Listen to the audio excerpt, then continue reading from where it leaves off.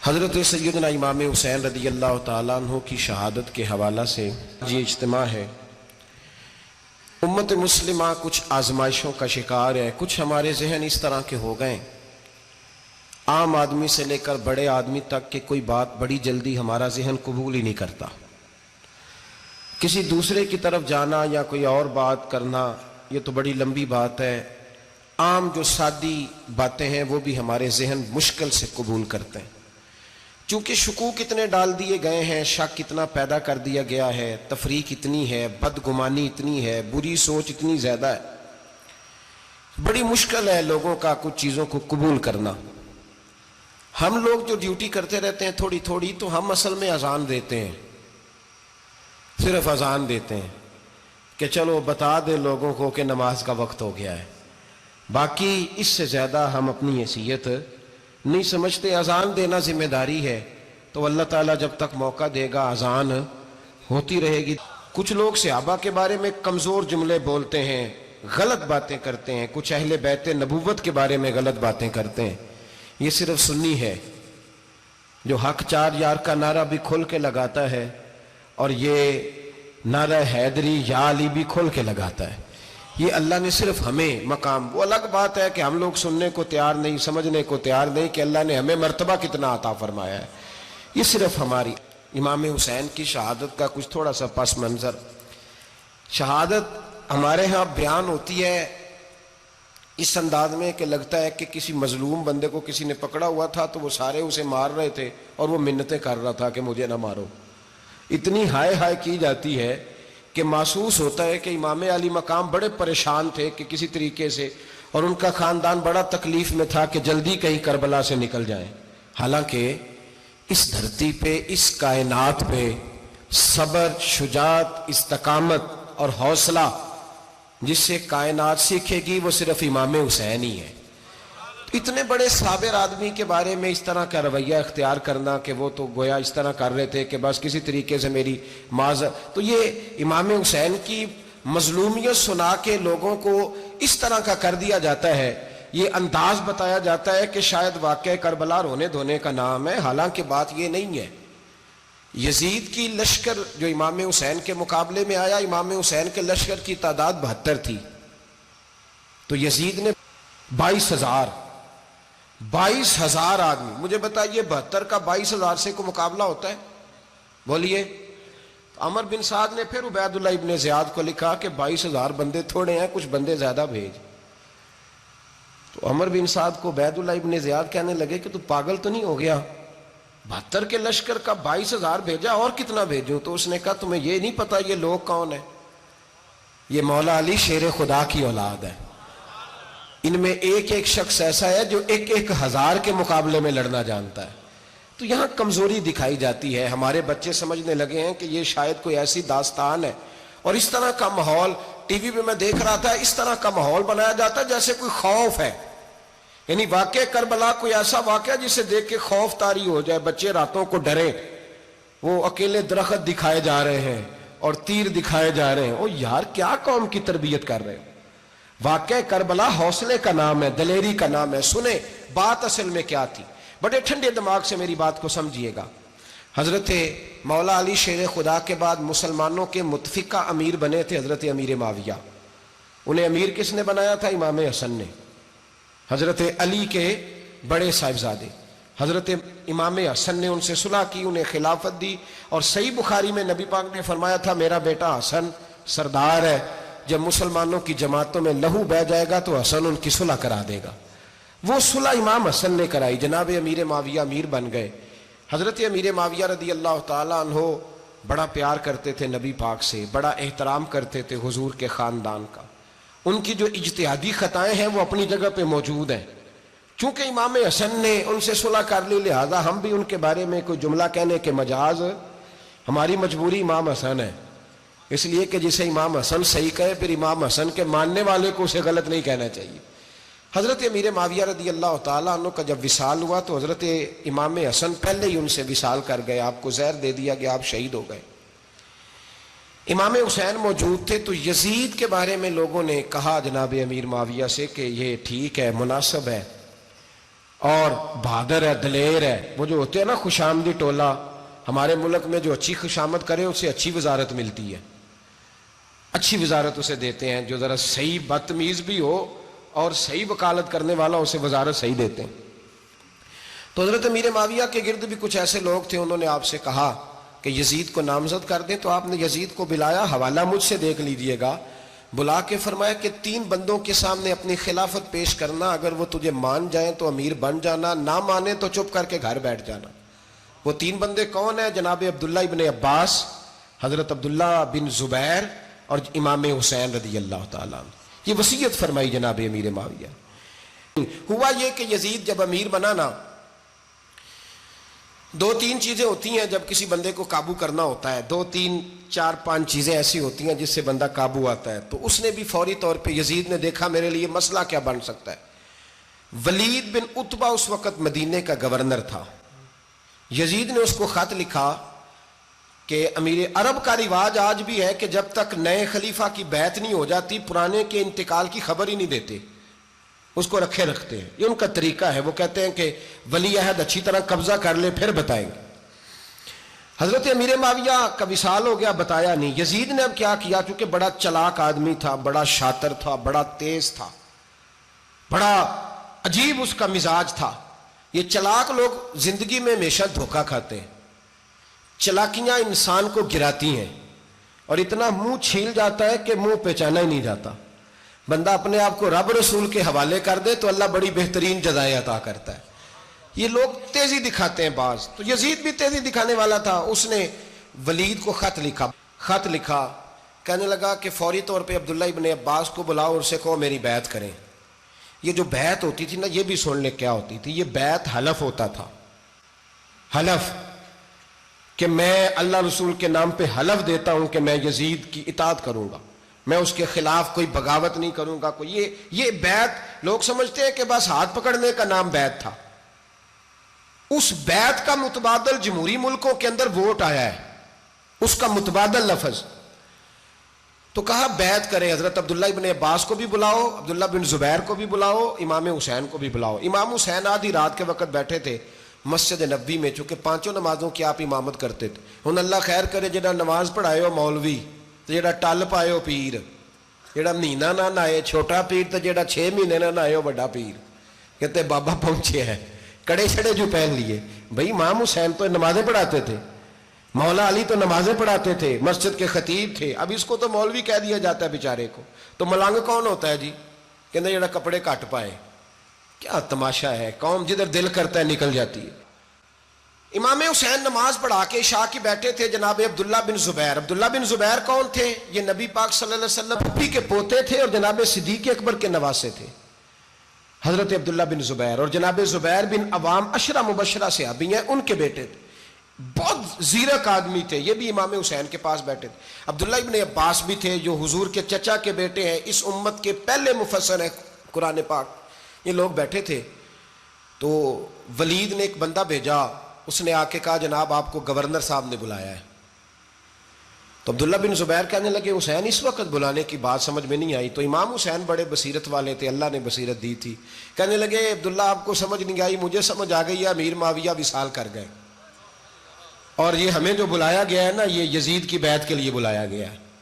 تو کہا پھر آپ آدھی رات کو نہ جائیں، آپ کے لیے خطرہ ہوگا. تو امام حسین فرمانے لگے خطرہ حسین کو نہیں ہوتا، حسین کو خطرہ نہیں. کہا پھر بھی آپ مہربانی کریں ذرا احتیاط سے جائیں. تو جناب عبداللہ ابن زبیر نے، عبداللہ ابن عباس نے 14 بندے نیزے دے کے، تلواریں دے کے امام حسین کے ساتھ بھیجے اور کہا کہ امام حسین اگر اس نے کوئی غلط ملت بات کی نا، زبردستی بیعت کرنے کا کہا، تو آپ بس کوئی ایک بات اونچی آواز میں کر دینا، یہ سپاہی پیچھے آ جائیں گے. امام حسین ان 14 بندوں کو لے کے گورنر ہاؤس پہنچ گئے. جب آپ وہاں پہنچے اس نے بتایا، اس نے کہا جی حضرت امیر معاویہ انتقال کر گئے اور آپ نے یزید کی بیعت کرنی ہے. تو امام حسین فرمانے لگے میں چھپ کے بیعت نہیں کروں گا. مجمع لگاؤ، جمعے والے دن اعلان کرو. جو طریقہ ہے حضرت ابو بکر صدیق کا، جو طریقہ ہے حضرت عمر فاروق کا، جو انداز حضرت عثمان غنی کا ہے، جو مولا علی کا ہے، سر عام اعلان کرو. اگر ساری دنیا یزید کی بیعت کرے گی تو میں بھی تیار ہوں. تم مجھ سے بیعت لے کے پھر لوگوں کو بتانا چاہتے ہو کہ حسین بیعت ہو کر رہے ہیں تو تم کیوں نہیں کر رہے؟ میں عام آدمی نہیں ہوں لہذا چھپ کے بیعت نہیں کرتا. جب یہ بات کی نا تو ولید بڑا نرم دل تھا اور امام حسین کی شان کو جانتا تھا. وہ جانتا تھا یہ نبی پاک کا خاندان ہے. اس نے کہا جی مجھے تو حکم تھا، باقی آپ حضور کے نواز ہیں، میں کر کچھ. وہاں ایک بڑا بدبخت شخص بیٹھا تھا، عبد الملک بن مروان. وہ ولید سے کہنے لگا کہ اگر حسین آج تمہارے ہاتھ سے نکل گئے تو تمہارے لیے بہت بڑا مسئلہ کھڑا ہو جائے، انہیں جانے نہ دینا، یا بیعت کراؤ یا ان سے کہو جنگ کے لیے تیار ہو. تو امام حسین رضی اللہ تعالیٰ عنہ کے کانوں میں آواز گئی تو فرمانے لگے ابن مرجانہ، اگر تیرے اندر جرت ہے تو آ سامنے حسین کے، اس کے کانوں میں باتیں نہ کر، کانا پھوسی نہ کر، باہر آ میدان میں، شرارت نہ کر، باہر آ، میں تمہیں ابھی بتاتا ہوں کہ حسین سے مقابلہ کرنے کا انجام کیا ہے. یہ کہہ کہ امام حسین باہر نکلے، اپنے بھائی محمد بن انفیہ کو بلایا، عبداللہ بن زبیر، عبداللہ ابن عباس، ڈھیر سارے لوگ اکٹھے ہو گئے. فرمایا یہ معاملہ ہے، اب کیا کرنا ہے. یاد رکھیں ووٹ برادری کا نہیں ہوتا، ووٹ برادری کا نہیں، ووٹ دین کا ہوتا ہے. جو بندہ دین کے، ملت کے، مذہب کے معیار پہ پورا نہ ہوتے اسے حکمت کے تحت بھی ووٹ دینا جائز. ہاں یہ بات سچی ہے تو بہرحال سچی ہے، یہ یاد رکھ لے. ہمارے ووٹ سے کوئی ایم این اے، ایم پی اے جتنے ظلم کرے گا، ووٹ دینے والا اس کے ظلم میں شریک ہوگا، بالکل 100%. یہ لکھ لیں بات. ہم اس وقت بڑی جلدی، پتہ نہیں ہمیں کیا مسئلہ ہو جاتا ہے، اتنی مصیبت انہیں نہیں بنی ہوتی، یہاں بنی ہوتی ہے. خدا کا خوف کریں. امام علی مقام ووٹ ہی مانگ رہا تھا نا یزید، اور پھر اس نے بڑے بڑے لالچ دیے. اس نے کہا کہ آپ 5-4 صوبے ہیں جس کی گورنری مرضی رکھ لیں، دولت آپ کی مرضی کی. تو پھر آج ہمیں بھی لوگ مشورہ دیتے ہیں، کہتے ہیں مسجد میں سیاست نہیں ہونی چاہیے. میں نے کہا کیا کریں، یہ امام حسین ہمیں مجبور کر گئے، کوئی نہ کوئی بات کرنی پڑی جاتی ہے. امام علی مقام نے فرمایا چھپ کے ووٹ کی بات، بیعت کی بات نہیں ہو سکتی. آپ نے جا کے لوگوں سے مشورہ کیا تو وہ کہنے لگے حضور وقت ابھی مناسب نہیں ہے، آپ اس طرح کریں یہاں رکے، ہم مکے سے، عراق سے، کوفے سے لوگوں کو بلاتے ہیں، یہاں ایک بڑی مجلس مشاورت قائم کرتے ہیں. امام حسین فرمانے لگے اگر تم مشاورت قائم کرو گے تو ولید اور عبد الملک بن مروان وہ تو جنگ کرنے کو تیار ہیں، اور نبی پاک نے فرمایا ایک مینڈا ہوگا جس کی وجہ سے مدینے کی گلیوں میں لہو بہے گا. فرمانے لگے میں وہ بکرا، وہ مینڈا نہیں بننا چاہتا. کہا پھر آپ کیا کریں گے؟ تو امام حسین رو پڑے. فرمانے لگے میں مدینہ چھوڑ جاؤں گا لیکن مدینے کی حرمت پامال نہیں ہونے دوں گا. امام علی مقام آدھی رات کے وقت نکلے. سیدہ فاطمہ کا دروازہ ایک اس دن تھا جس دن حضرت مولا علی کوفے چلے گئے، اور دوبارہ آج تالا لگا جب امام حسین نکلے. آپ جنت البقیع کے پیچھے کھڑے ہو کے حضور کا روضہ دیکھنے لگے. اس وقت گنبد تو نہیں ہوتا تھا، روضہ دیکھنے لگے. نانا تیرے کرم کے خزینے کی خیر ہو، میں جا رہا ہوں تیرے مدینے کی خیر ہو. سارا خاندان لے گئے، مکے تشریف لے گئے. حج کے ایام قریب آنے والے تھے. امام حسین نے وہاں لوگوں سے باتیں کی. جب امام حسین وہاں سے پہنچے تو کوفے سے خط آنے لگے. کوفہ حضرت علی کا دارالخلافہ تھا، وہاں آپ کے محبین، پیار کرنے والے ڈھیروں تھے. انہیں خط لکھے کہ حضور آپ چپ کر کے بیٹھے ہوئے ہیں اور ہمارے اوپر یزید مسلط ہو گیا ہے.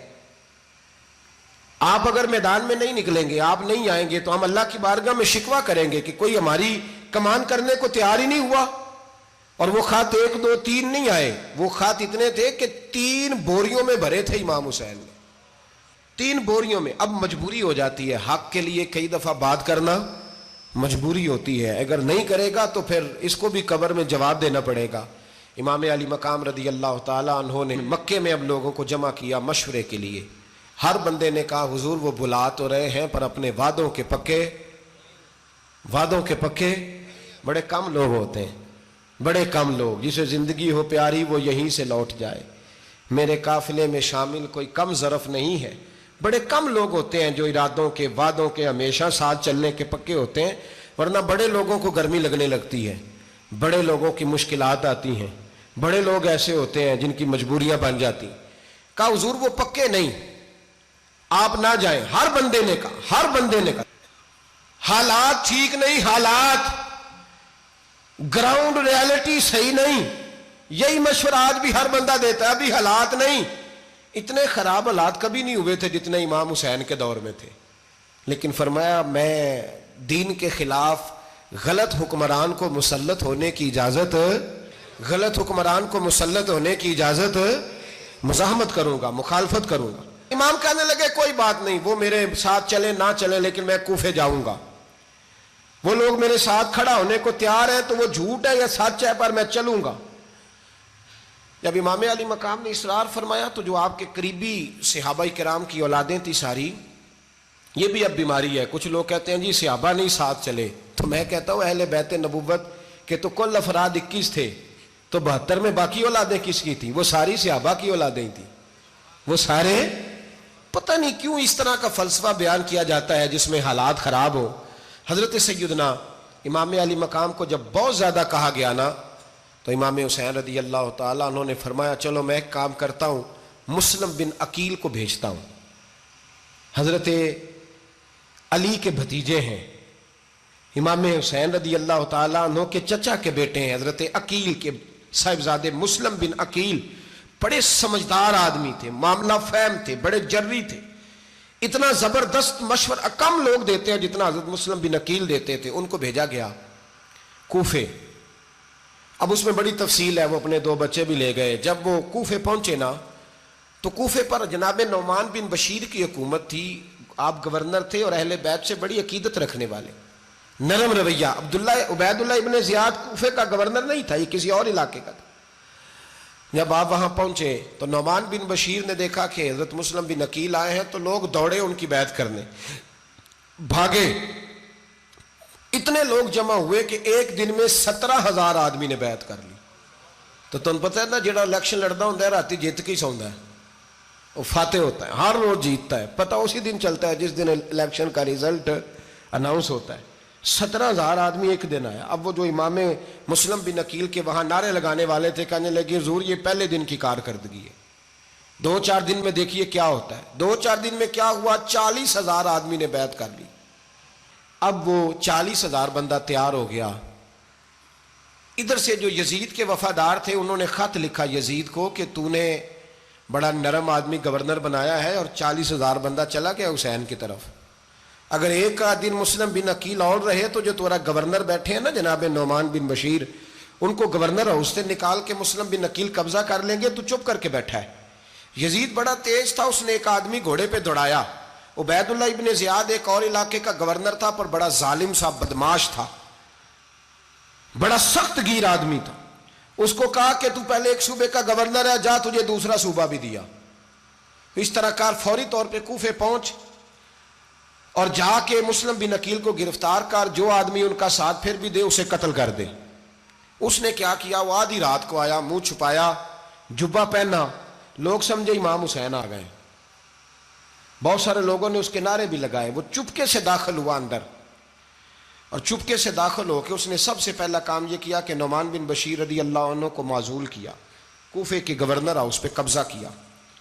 پھر اس نے اسی وقت سوئے ہوئے سرکردہ لوگ، جس طرح ایک گاؤں کا چودھری دوسرے کا محلے میں قبیلوں کے جو لوگ تھے چودھریوں کو بلایا، کچھ کو سزائیں دیں، کچھ کو سخت کہا، کچھ کو ان کے عیب گنوائے کہ وہ تمہارا فلانا مسئلہ پھر خراب کر دوں گا، بلیک میل کیا۔ صبح ہونے تک حالات اگر تم نے میرے قابو میں نہ کیے تو یاد رکھنا بڑا مشکل ہوتا ہے حق پہ کھڑا ہونا، بڑی چیزیں لوگوں کو یاد آتی ہیں، اللہ جانتا ہے۔ پہلے کچھ ہوتا ہے، بعد میں معاملہ کچھ ہوتا ہے۔ حضرت مسلم بن عقیل کے ساتھ جس دن عبید اللہ ابن زیاد آیا 40,000 کا لشکر تھا۔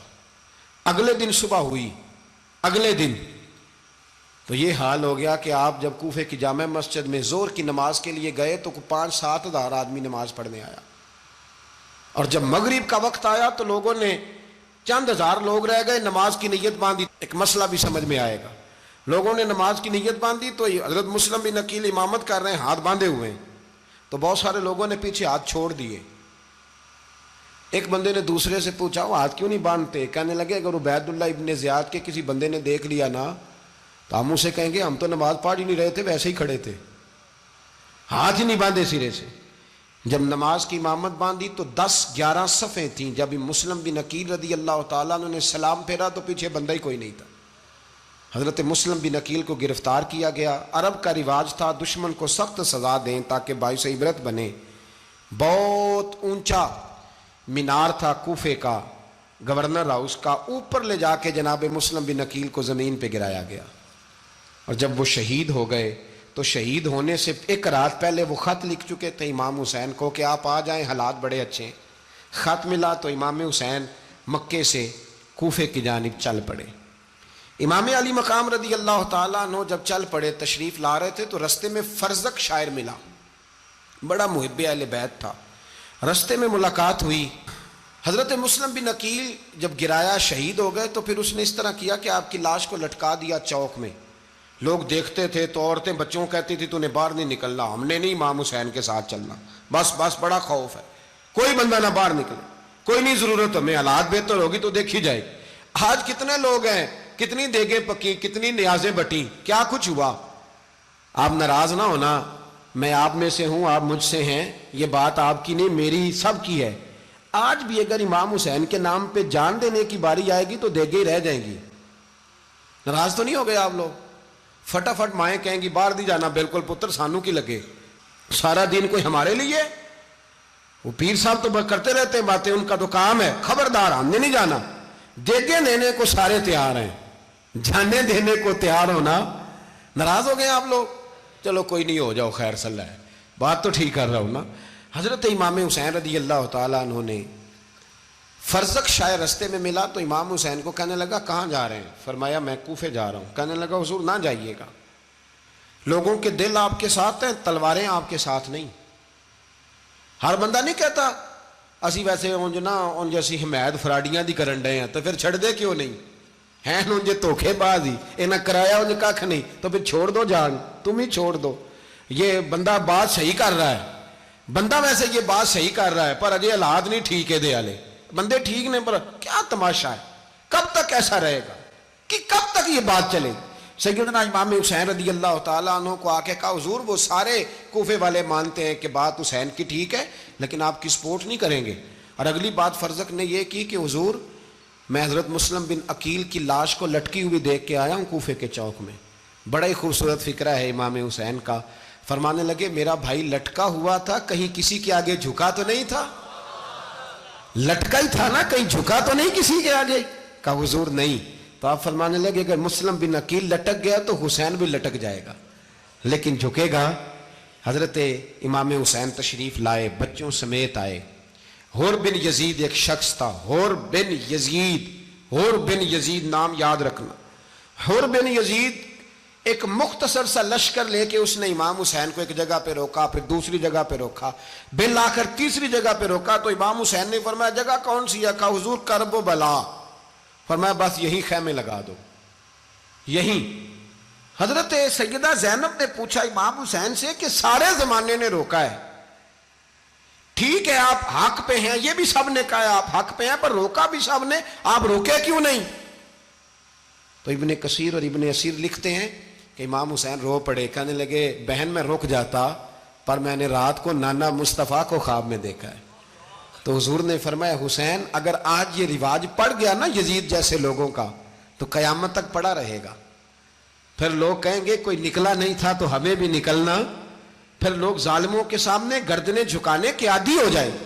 मैं कहता रहता हूं, कह रहा हूं, करबला की जंग कुफर इस्लाम की जंग नहीं, कुफर इस्लाम की जंग नहीं करबला की, क्योंकि यजीद तो बड़ा पक्का नमाजी था, खुतबा देता था वो तो। जब इमाम हुसैन रदी अल्लाह ताला अन्हु ने करबला के मैदान में जुमे का दिन था तो यजीद के सामने को बात करनी शुरू की, अमर बिन साद के सामने। तो अमर बिन साद कहने लगा हुसैन ज्यादा बातें ना कर, हमारा जुमा लेट हो रहा है, जंग के लिए तैयार हो, फटाफट आ। अहले बैत नबुव्वत को कत्ल करेंगे और कत्ल के बाद फिर नमाज पढ़ेंगे और फिर कहेंगे अल्लाहुम्मा सल्ली अला मुहम्मदिन व अला आले मुहम्मद, उसी नमाज में फिर दरूद भी पढ़ेंगे। ये कैसा मर्तबा है, कैसा अंदाज है, दोस्ती कातिल से भी मकतूल से याराना भी। हुर बिन यजीद इमाम हुसैन से कहने लगा मुझे हुक्म है आपको रोकने का, आप आगे नहीं जा सकते। इमाम साहब ने फरमाया वजह? जमीन अल्लाह की है। उसने कहा आप बैत नहीं कर रहे, यजीद की हालात आपके हक में दुरुस्त नहीं है, आप नहीं जाएंगे। इमाम रोक गए। जोहर की नमाज का वक्त हुआ तो हजरत अली अकबर इमाम हुसैन के बड़े साहिबजादे, उन्होंने अजान जोहर पढ़ी तो हुर बिन यजीद के लश्कर ने इमाम हुसैन के पीछे नमाज अदा की। کہا بھئی تم مقابلے میں آئے ہو نماز پیچھے پڑھتے ہو؟ کہا حضور مقابلہ تو تلواروں سے کر رہے ہیں پر ہمارا دل تو مانتا ہے نا کہ مصطفیٰ کا نواسہ بڑی شان والا ہے۔ حر بن یزید نے 3 نمازیں لشکر سمیت امام حسین کے پیچھے پڑھی ہیں، 3 نمازیں، ظہر اثر اور مغرب۔ پھر امام حسین کے سامنے شرائط پیش کی کہ آپ کو یہاں گھیر لیا گیا ہے، یہاں آپ بیعت کریں گے، یہاں آپ جنگ کریں گے، 2 ہی باتیں۔ امام حسین نے فرمایا نہیں بھائی بیعت تو میں نہیں کرتا، اس کے علاوہ تم جو کہتے ہو میں کرنے کو تیار ہوں۔ اس نے خط لکھا، عبید اللہ ابن زیاد کو ایک بندہ دوڑایا پیچھے کوفے، چند میل پہ کوفہ تھا، کہا وہ نہیں مان رہے، کیا کرنا ہے؟ تو حسین ابن علی ہے، میں زیادہ دیر انہیں روک بھی نہیں سکتا۔ انہوں نے پیغام دیا حر بن یزید کو کہ کرنا کچھ بھی نہیں، ان کا پانی بند کر دو، بلیک میل کرو، کھانا پانی نہیں ملے گا، چھوٹے چھوٹے بچے ہیں، خود ہی مان جائیں گے۔ حضرت امام علی مقام کے بارے میں حر کے پاس جب یہ پیغام آیا تو حر کہنے لگا میری طبیعت نہیں مانتی حسین پر پانی بند کروں، دل نہیں مانتا۔ جب یہ لفظ کہے نا دوبارہ تو پھر عبید اللہ ابن زیاد نے عمر بن سعد کو 10,000 آدمی دے کے بھیجا، کہا حر بن یزید لچک دکھا رہا ہے حسین کے حق میں۔ ایک رے کا علاقہ تھا، بڑی وہاں فصل ہوتی تھی، لوگ کوشش کرتے تھے وہاں کا گورنر بننے کی، کوشش کرتے تھے۔ تو عبید اللہ ابن زیاد کہنے لگا تمہیں رے کی گورنری ملے گی، سب سے سرسبز و شاداب علاقہ، تمہیں وہاں کا گورنر بنایا جائے گا اگر حسین کے خلاف لڑو گے۔ یہ اتنی زبردست ہوتی ہیں گورنریاں کہ گورنریوں کے لیے لوگ نسل رسول کے خلاف بھی نکل آتے ہیں، یہ اتنی تگڑی ہوتی ہیں، اتنی جلدی وفاداریاں بدلتی ہیں۔ امام حسین کو روک لیا گیا، عمر بن سعد نے روک لیا۔ 1 محرم کو امام آئے، 7 محرم تا روکا گیا، 7 محرم کو پانی بند کر دیا۔ جانور پانی پیتے تھے، گھوڑے پیتے تھے، کتے پیتے تھے، لیکن مصطفیٰ کے گھرانے کو پانی پینے کی اجازت، 3 دن تک پانی بند رہا۔ 9 محرم کو عمر بن سعد نے اور لوگ بلائے۔ شمر ایک بڑا سخت آدمی تھا، سنگ دل بدبخت، جس نے حضرت علی اصغر کے گلے پر تیر مارا تھا، وہ اور لشکر لے کے آیا۔ رات کو کہنے لگا امام حسین رضی اللہ تعالیٰ عنہ سے کہ بس بڑا ہو گیا، یہ 9-10 محرم کی درمیانی رات، یہاں آپ جنگ کریں گے یا آپ بیعت کریں گے، 2 ہی باتیں۔ امام حسین اندر گئے، سیدہ زینب سے مشورہ کیا، باہر آئے، فرمایا بات وہی ہے جو پہلے دن والی ہے۔ او بھائی بچے ساتھ ہو، صحرا کا علاقہ ہو، تپتی ہوئی ریت ہو، اتنے کٹھن اور سخت حالات، چاروں جانب موت ہی موت، دور دور تک اپنوں کا نام و نشان کوئی نہیں، اور اکیلے فیصلہ کرنے والے امام حسین، باقی سارے بچے ہیں یا عورتیں، سارے بڑے اکیلے۔ امام حسین رضی اللہ تعالیٰ عنہ نے فرمایا بھائی بیعت تو میں نہیں کرتا، باقی جو تمہارا پروگرام ہے۔ شمر اور ابن سعد کہنے لگے پھر جنگ کے لیے تیار ہو جائیں۔ کیا انداز ہے امام حسین کا، فرمانے لگے کل جنگ کروں گا، مجھے پتا تو ہے جنگ کا نتیجہ کیا نکلنا ہے، 1 رات مجھے دے دو تاکہ میں کھل کے اپنے رب کی عبادت تو کر لوں۔ حسین نے جانا ہے، مجھے پتا ہے کل رزلٹ 72 اور 22,000 کا کیا 1 رات مجھے دو، میں مالک سے راز نیاز تو کروں، میں گویا اس سے پوچھوں تو صحیح کہ مالک میرے والد بھی شہید ہیں، بھائی بھی شہید ہیں، نانا کو بھی دکھوں میں دیکھا ہے، تو اب میری باری ہے تو مالک میں حاضر ہوں، مجھے موقع تو دو، اس لیے کہ میرے نانا نے بدر میں بھی ساری رات عبادت کی تھی، صبح مجھے موقع دو۔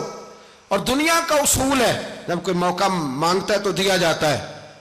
یہ دونوں کہنے لگے کوئی موقع نہیں۔ حر بن یزید پیچھے سے بولا، کہنے لگا نہیں بدتمیزی نہ کرو، حسین کو موقع دو، تمہیں دینا پڑے گا۔ موقع دیا۔ حر بن یزید نے پھر منت کی، کہا حضور آپ مہربانی کریں مان جائیں۔ فرمایا ماننے والا کھاتا کوئی نہیں۔ فرمایا ماننے والا کھاتا، بولیے ماننے والا کھاتا، یہ بڑا مشکل کام ہے بھائی۔ ضمیر کا سودا اب تو عام ہو گیا، بازار لگتے ہیں، ریٹ لگتے ہیں، اپنی اپنی چاہتوں پہ لوگوں نے اپنے اپنے انداز سجائے ہوئے ہیں۔ کوئی آدمی بس اچھے طریقے سے نام لے لے تو بس ہم اس کے پیچھے چل جاتے ہیں۔ اب تو عام ہو گیا یہ معاملہ۔ امام حسین نے فرمایا ہو ہی نہیں سکتا، ممکن ہی نہیں ہے۔ ساری رات عبادت میں گزری، ریاضت میں گزری۔ تہجد کا وقت ہوا تو گھر والوں کو بلایا، فرمایا دیکھنا تمہاری سی کی آواز نہ باہر آئے، خبردار سی کی آواز نہ آئے۔ اور امام زین العابدین سے فرمایا تو بیمار ہے، تو جہاد نہیں کرے گا، لیکن خیال رکھنا پیچھے۔ اور بڑی قیمتی بات بتا رہا ہوں، ہماری بیویاں کسی کے گھر میت ہو جائے تو 4 دن بخار نہیں اترتا، امام علی مقام نے سیدہ زینب سے فرمایا تو بڑی ہے، میری بہن ہے، پیچھے سارے بچے ہیں، جوان ہیں، ان کے حوصلے تیری ذمہ داری ہیں۔ صبح جنگ کا طبل بجنے لگا، فجر کی نماز پڑھی، سورج چڑھا، 10 محرم کا دن، جمعے کا وقت، جناب سیدنا امام حسین رضی اللہ تعالیٰ عنہ نے ریت پر سجدے کیے، لمبے سجدے، لمبی نماز، سورۃ الشمس کی آیات دوسری رکعت میں پڑھی تو سارا کربلا گونجنے لگا۔ کیا انداز تکلم تھا امام علی مقام کا۔ نماز مکمل ہوئی تو حور بن یزید، عمر بن سعد اور شیمر سے کہنے لگے واقعی حسین سے لڑو گے؟ پتہ نہیں کون ہے۔ قل لا اسألکم علیہ اجرا، تم نے نہیں پڑھا؟ الا المودۃ فی القربى، تمہاری آنکھیں بند ہیں۔ الحسن والحسین سید الشباب اہل جنہ، تمہیں نہیں پتا؟ کہنے لگا چپ کر، حکومت نظر آ رہی ہے۔ اور بن یزید کہنے لگے پھر میرا بھی فیصلہ سنو، مجھے حکومت نہیں چاہیے، مجھے جنت چاہیے۔ حکومت نہیں چاہیے۔ امام حسین کی پہلی فتح دیکھیں، اور بن یزید ایڑی لگا کے نا یزید کے لشکر سے نکل کے امام حسین کے لشکر میں شامل ہو گیا، اور پہلا شخص جس نے امام حسین کو روکا، امام حسین کے نام پر پہلا سر بھی اسی شخص نے کٹایا ہے۔ لیکن یزید کی قبر پہ لعنت بھی کوئی نہیں برساتا، اس کا محل تھا بہت بڑا، لیکن جب لوگ کربلا میں امام حسین کو سلام کرنے جاتے ہیں تو قدموں میں حور بن یزید کا مزار بھی بنا ہوا ہے، اس کو بھی سلامی دی جاتی ہے۔ اور اب ہم اکیلا حور بن یزید نہیں کہتے، ہم کہتے ہیں حور بن یزید رضی اللہ تعالیٰ۔ اب ہم اتنی تعظیم کرتے ہیں اس حور کی۔ جناب امام حسین کو میدان میں کھڑا کیا گیا، جہاد کا طبل بجا، پہلے خدام آئے، اور سن لو آج وہ پتہ نہیں بازاری سے لوگ چڑھ گئے اسٹیجوں پہ، بازاری سے، نہ چہرے پہ داڑھی ہے، نہ سر پہ کوئی کپڑا ہے، بازاری لوگ ہیں، بھاگ رہے ہیں، بازو چڑھائے ہوئے ہیں، بٹن کھولے ہوئے ہیں، تماشا بنا دیا۔ سننے والوں کا بھی اللہ ہی حافظ ہے، وہ سٹیج پہ اہل بیت کی شان بیان کرتا ہے، بھاگ کے ادھر جاتا ہے، یہ کوئی طریقہ ہے؟ سننے والوں کا بھی عجیب انداز ہے، ہر بندے کو سننے بیٹھ جاتے ہیں۔ دین مہذب ہے، تہذیب والا ہے، دلائل رکھتا ہے، دین وقار رکھتا ہے، ایسے لوگ اب دین بیان کریں گے؟ حضرت سیدنا امام حسین رضی اللہ تعالیٰ عنہ صبح جب جہاد کا وقت آیا، پتہ ہے کون کون تھے کربلا میں؟ امام حسین کے ساتھ امام حسین کے 4 بھائی تھے کربلا میں۔ کتنے؟ بول کے بتائیں۔ حضرت علی کے 4 بیٹے، عباس بن علی، جن کو حضرت عباس کہا جاتا ہے نا، علمدار، یہ حضرت علی کی دوسری زوجہ میں سے عباس بن علی بھی تھے، اور ابو بکر بن علی بھی تھے، عمر بن علی بھی تھے، عثمان بن، یہ حضرت علی کے بچوں کے نام ہیں۔ یہ آپ کے شہزادے امام حسین کے ساتھ شہید ہوئے، ان کا نام صرف اس لیے نہیں لیا جاتا کہ ان کا نام خلفائے ثلاثہ کے نام پہ، حضرت علی نے اپنے یاروں کے نام پہ رکھا ہے، تو تم نے کربلا کے میدان سے خارج کر دیا۔ یہ تینوں شہزادے حضرت جناب سیدنا امام حسین کے ساتھ تھے، یہ بھی شہید ہوئے۔ حضرت جناب زینب امام حسین کی سگی بہن ہے،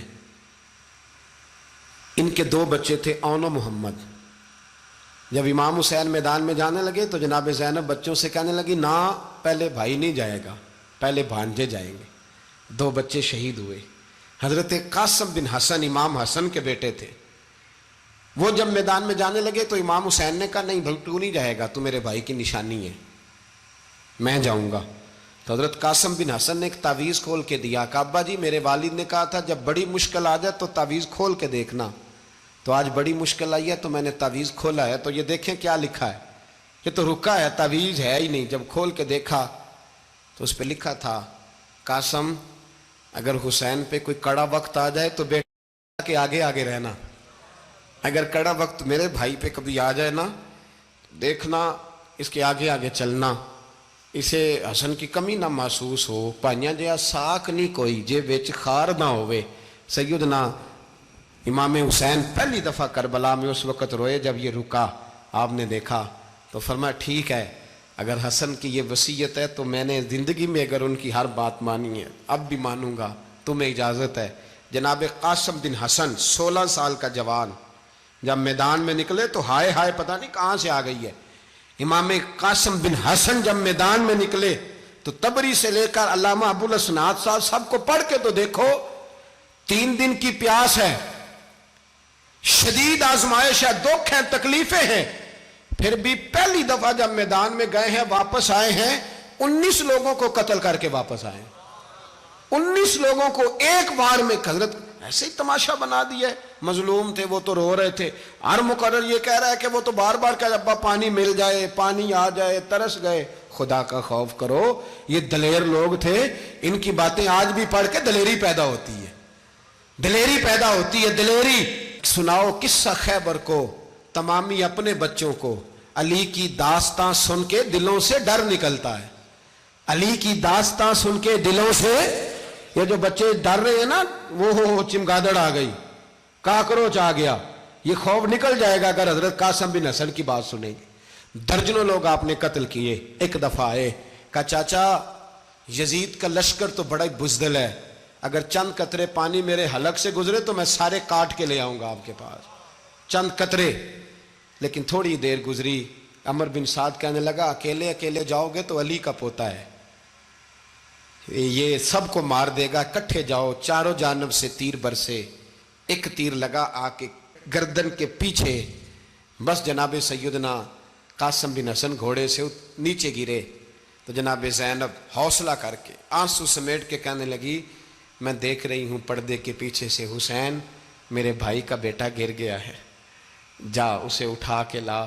حضرت امام حسین ان کو اٹھا کے لائے تو امام حسین نے سینے سے لگایا ہوا تھا تو ان کے پیر، ان کا قد لگتا تھا امام حسین سے زیادہ ہے، اٹھا کے لایا، لٹا دیا گیا۔ امام حسین کے اپنے بڑے بیٹے میدان میں نکلنے کو، علی اکبر نام ہے، جب جن لوگوں نے حضور کو نہیں دیکھا تھا وہ جب کہتے نا ہم نے نبی پاک کا دیدار نہیں کیا تو بتاؤ کس طرح کے تھے، تو بتایا جاتا تھا کہ جناب علی اکبر کا دیدار کرو، ہم شبیہ مصطفیٰ۔ اور جب وہ گلیوں میں نکلتے تھے تو عورتیں چھتوں پہ چڑھ جاتی تھیں۔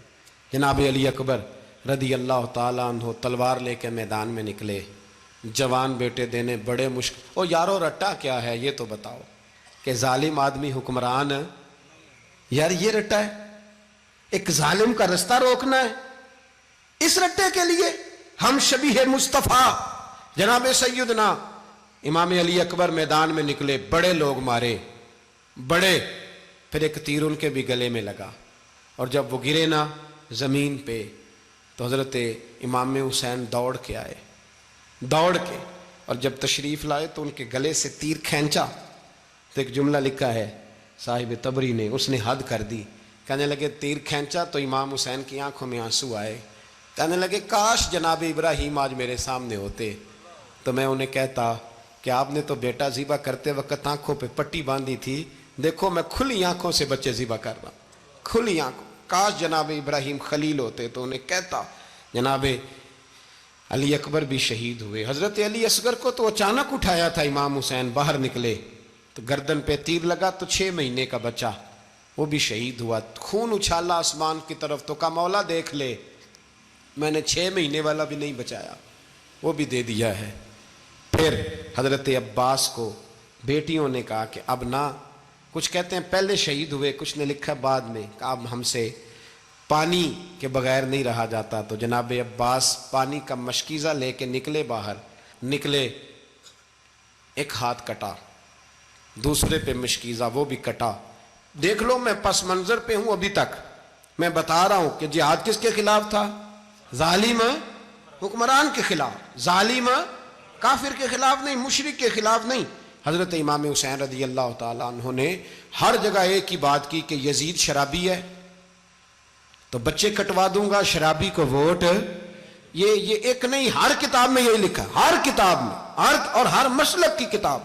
یزید چونکہ مجرے دیکھتا ہے، رنڈیوں کا ناچ دیکھتا ہے، بچے کٹوا دوں گا، اس کے ہاتھ میں ہاتھ۔ امام حسین نے فرمایا چونکہ اللہ کی حدوں کو توڑتا ہے، حقوق اللہ پامال کرتا ہے، حدود اللہ، بچے کٹوا دوں گا لیکن اس کے ہاتھ میں ہاتھ۔ سارا دن خود مجرا دیکھنا اور 10 محرم کو 2 دیگیں پکا کے حسینی بن جانا، سارا سال خود گند مند کرنا، شرابیوں کے ساتھ رہنا، اور 10 محرم کو 2 آنسو بہا کے یاد رکھنا۔ میں ہمیشہ کہتا ہوں، پھر کہہ رہا ہوں، جس کے موبائل میں گندے گانے ہیں، گند دیکھتا ہے، شرابی کبابی کا سپورٹر ہے، ووٹر ہے، یا مجرے دیکھتا ہے آتا جاتا ہے، وہ یاد رکھے قیامت میں امام حسین کا ہاتھ ہوگا، اس کا گریبان ہوگا۔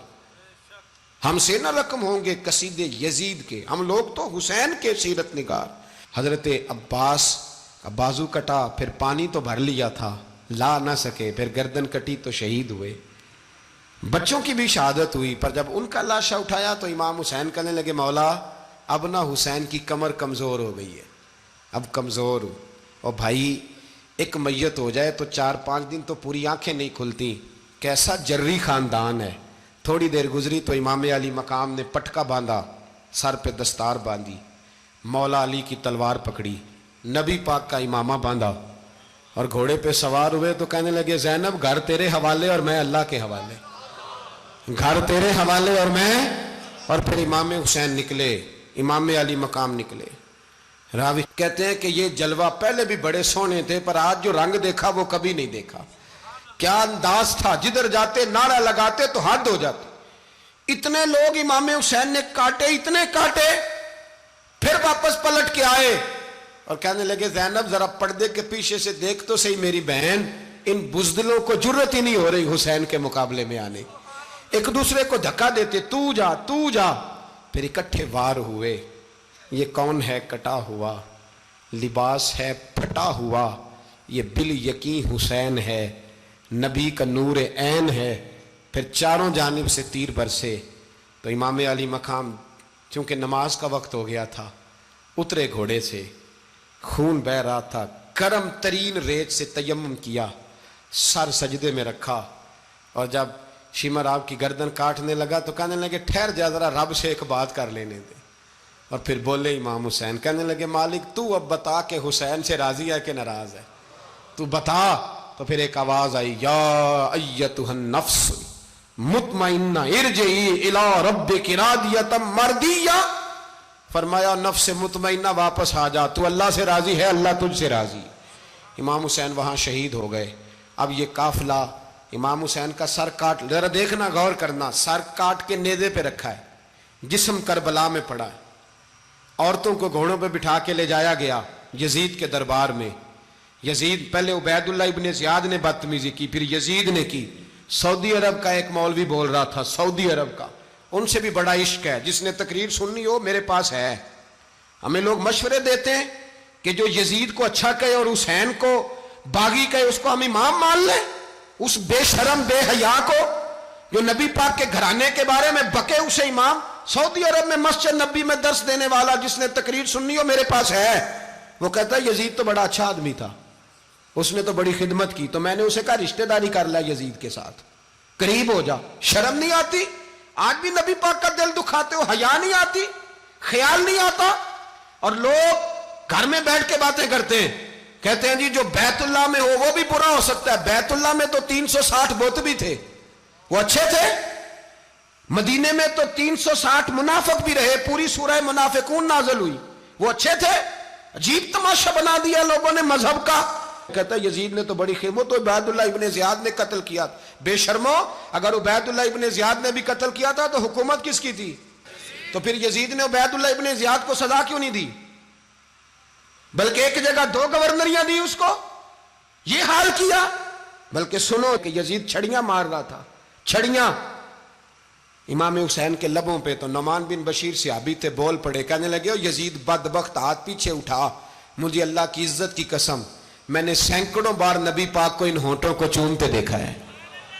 حضرت جناب زینب عورتوں کے مجمع میں پیچھے ہو کے بیٹھی ہیں، یزید کے پاس جب پہنچا لشکر تو یزید کہنے لگا دیکھو اللہ نے مجھے عزت دی اور میرے مخالفوں کا کیا حال ہوا۔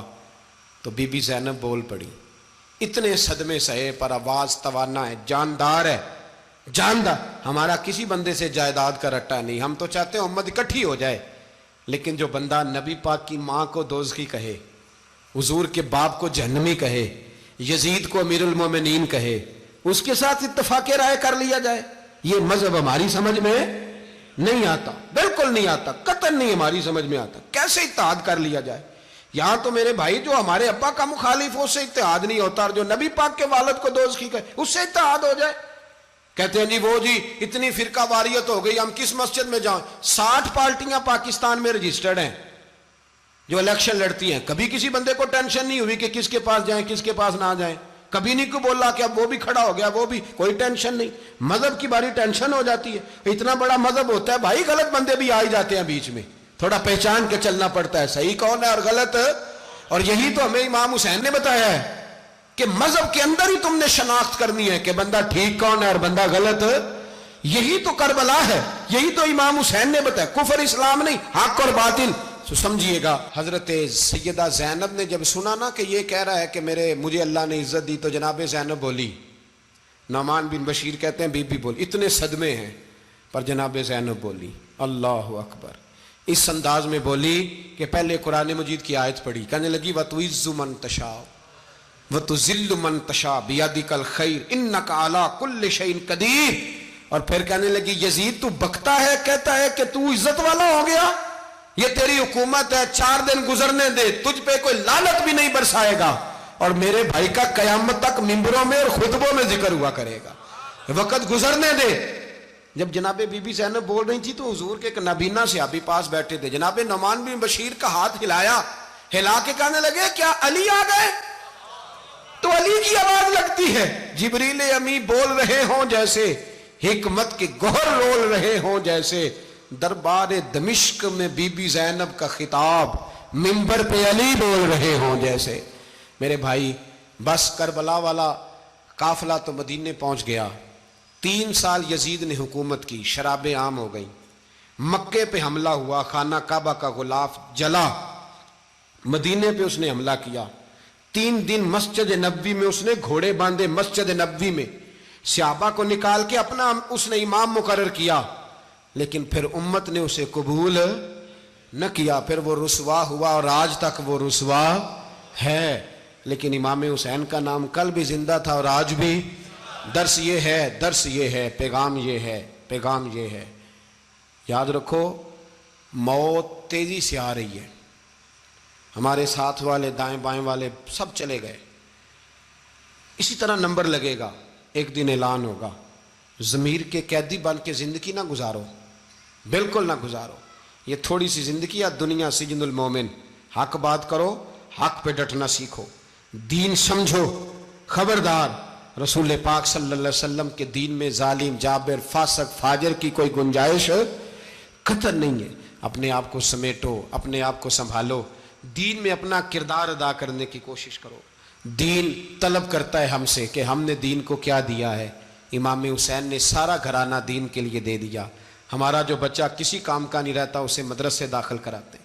ہم نے دین اتنا کمزور کر دیا ہے کہ عالم اگر شور نہ کریں, عالم اگر شور نہ کریں, زور نہ کریں, گھٹن والا ماحول ہو گیا. مذہب کی پوزیشن کمزور کر دی. اب جہاں تک اس بات کا تعلق ہے جی فرقے ہو گئے, تو میرے بھائی یہ کوئی اتنی خطرناک بات, یہ کوئی اتنا مشکل معاملہ نہیں ہے. یہ تو امام حسین نے بتا دیا تھا کہ یزید کے طور پر ایک غلط فرقہ کھڑا ہو گیا ہے, لہذا اس کا مقابلہ کرنا ہے. اس میں کوئی بری بات ہے, لیکن ایک سبق ہے بزرگوں کا کہ اگر سچی بات بھی نہیں کرنی تو پھر اس منبر کا حق ادا نہیں ہوتا. جو سچ بولے وہ حسینی ہے, جو ظالم کے سامنے کھڑا ہو جائے وہ حسینی ہے. جو مصلحت کوش ہو, جو کہے ٹائم نہیں, گراؤنڈ ریالٹی نہیں, حالات نہیں, طبیعت نہیں, موقع نہیں, تو ابھی امام حسین کے پیغام کو نہیں سمجھا. میں بہت سارے بزرگوں کا نام اس لیے نہیں لیتا کہ لوگ ایسے نہ کہیں کہ کسی کا نام کیش کرایا جا رہا ہے, لیکن میں نے سارے مناقب پڑھے ہیں. میری لائبریری میں کتابیں ہیں, میں پڑھتا رہتا ہوں, میں سفر میں بھی ساتھ رکھتا ہوں. لیکن حضرت شیخ عبدالصبور بیگ منشور ہزاروی کا شعر امام علی مقام کے مقابلے میں اس طرح کا ہے کہ مجھے سارے شاعروں سے زیادہ وزنی محسوس ہوتا ہے. انہوں نے کہا تھا اس شاہ مشرقین کی, اس نور عین کی, مطلوب ہے جہاں کو قیادت حسین کی. دیکھیے ذرا حسن. اور ہر سو یزیدیوں کا زمانے میں زور ہے, ایک دو جگہ پہ نہیں, ہر سو یزیدیوں کا زمانے میں زور ہے. منشور آج پھر ہے ضرورت حسین کی, آج پھر ہے ضرورت ہے, آج لوگ حسینی بنے, امام حسین کے نقش قدم پر. وہ کہتے ہیں زور ہو گیا یزیدیوں کا, یہ ہمارے بزرگ ہمیں بتا گئے. مسجد کی طرف توجہ کرو, اپنے بچوں کی نگہبانی کرو. دنیا کی زندگی اتنی مختصر ہے کہ ایک خواب لگے گا جب ہم جائیں گے دنیا, ایک خواب لگے گا. خواب تھا جو کچھ کے دیکھا, جو سنا افسانہ تھا. اہل بیت نبوت کا اسوہ عبادت ہے، ریاضت ہے، پردہ ہے، پرہیزگاری ہے، اس پر توجہ کریں۔ جن کی بچیاں سر نہیں ڈھانپتی وہ 10 محرم کو بے شک دیگ نہ پکایا کریں۔